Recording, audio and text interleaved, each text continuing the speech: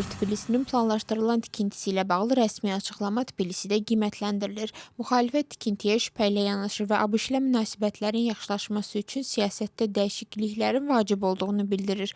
Hakim komanda isə bunu siyasi isteriya kimi dəyərləndirir. Donald Trumpın ailəsinə məxsusdaşınmaz əmlak şirkəti tərəfdaşları ilə birlikdə Tbilisidə yeni göydələn tikəcək.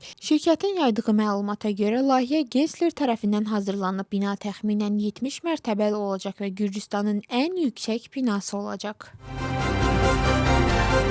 Müxalifət Alyansı 26 may mitinqinə hazırlıqlarını davam etdirir. Strateji qurucusu partiyasının lideri Georgi Vaşadze izah edir ki, 10-26 may tarixlərində ilk mərhələdə Tbilisidə başlayacaq ümumi qapı-qapı kampaniyası keçiriləcək. Müxalifət Alyansının nümayəndələri bütün rayonlara gedəcək, mesajlarını çatdıracaq və ictimaiyyətin fikrini dinləyəcəklər. 26 mayda ictimaiyyətdən ilk siyasi ümumi mandatı alacaqlar. Lakin hakim komanda iddia edir ki, yuxarıda qeyd olunan mitinq müstəqillik günündə planlaşdırmaq sadəcə fərziyyədir. Kommunikasiya Komissiyasının sədri kiçik və orta telekommunikasiya operatorları ilə görüş keçirib və bazardakı vəziyyəti müzakirə edib. Görüşdə şirkətlərin fəaliyyət zamanı qarşılaşdıqları problemlər ətraflı şəkildə nəzərdən keçirilib. Bunlara sabit infrastrukturdan istifadə və giriş imkanları, xidmət qiymətləri, qarşılıqlı qoşulma nöqtələri, qlobal internet, eləcə də xidmətin sürəti və keyfiyyəti daxildir. Komissiya sədri regional şirkətlərə qurumun baxışını təqdim edib və daha effektiv əməkdaşlıq üçün bizneslə sıx işləməyə hazır olduqlarını bildirib. Kvemo Kartlidə 65 hektar ərazidə daşqın düzənliyində meşə bərpası layihəsi həyata keçirilir. Milli Meşə Təsərrüfatı Agentliyinin rəhbəri Besik Amiranaşvili Kvemo Kartli bölgəsindəki meşə bərpası işləri ilə yerində tanış oldu.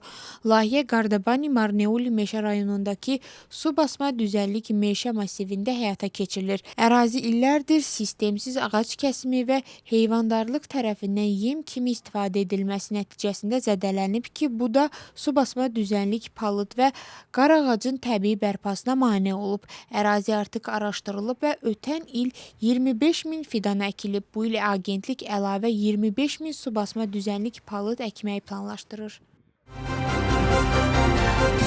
Sky News İranın dövlət xəbər agentliyinə istinadən xəbər verir ki, İran ABŞ ilə danışıqların növbəti mərhələsində iştirak etməkdən imtina edib. Agentlik bunun səbəbinin Vaşinqtonun həddindən artıq tələbləri, qeyri-real gözləntiləri, mövqeyində daimi dəyişikliklər və davam edən dəniz blokadası olduğunu bildirib. Məlumat ABŞ prezidentinin yeni danışıqlar mərhələsinin keçiriləcəyini deməsindən sonra yayılıb. Bugün Pakistana gəlməli olan ABŞ nümayəndə heyətinə ABŞ vitse-prezidenti J.D. Vance rəhbərlik edirdi.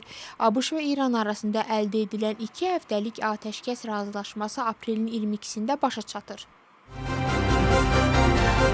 Judo üzrə Avropa çempionatında 4-cü qızıl medal və tarixi nəticə əldə olunub. Tbilisidə keçirilən yarışda Gürcüstan millisinin kapitanı, dünya və Avropa çempionu Guram Tuşişvili finalda 2 qat olimpiya çempionu Çexiyalı Lukas Krpalek üzərində qələbə qazanaraq 3-cü dəfə Avropa çempionu olub və komandaya 4-cü qızıl medalı gətirib.